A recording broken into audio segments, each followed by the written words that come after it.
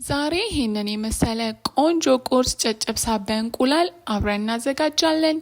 ወደ አሰራሩም ስንሄድ በመጀመሪያ እቃችን ላይ 1 ኩባያ የፍርኖ ዱቄት እንጨምራለን። ከዛ በኋላ 1 ማንኪያ ጨው፣ 2 የሾርባ ማንኪያ የሚሆን ደግሞ ስኳር እናደርጋለን። እንዲሁም 1 ማንኪያ ቤኪንግ ፓውደር፣ ትንሽዬ ዘይት እናደርግና በውሃ እንደዚህ እንበጠብጠዋለን። ከዛ በኋላ እኔ በእንጀራ ምጣድ ነው የጋገርኩት፣ እናንተ ከፈለጋችሁ በመጥበሻ ጋግሩት። ከዛ እንደዚህ 2 ወጥቶልኛል። ከዛ ሁሉንም በእኩል ሳይዝ እንደዚህ ቆራረጥኩት።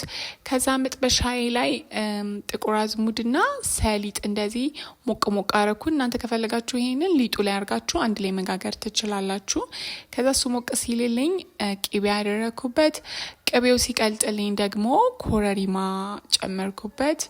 ከዛ እሱን ሞቅ ሞቅ አረኩኝ። በኋላ በርበሬ አደረኩኝ። በርበሬው እንደዚህ ሞቅ ሞቅ ብሎ ሬዲ ሲሆንልኝ ደግሞ ቂጣዬን ጨመርኩበት እና እንደዚህ ቀላቀልኩት። ተመልከቱት እንዴት እንደሚያምር። አሁን እሱን ከጨርስም በኋላ በሌላ መጥበሻ ደግሞ እንቁላል በጨው ብቻ ነው ያረኩበት። በጨው መትቼ እንደዚህ ጠበስ ጠበስ አደረኩኝ። ከዛ በኋላ ጨጨብሳችንን በእቃ ገልብጠን እላዩ ላይ እንቁላሉን ማድረግ ነው። ከዛ በኋላ ከማር ጋር ቀረብኩት። እንደዚህ ላዩ ላይ ፈሰስ አድርጌ አሁን ለመመገብ ሬዲ ሆኖልናል። እንግዲህ መመገብ ነው።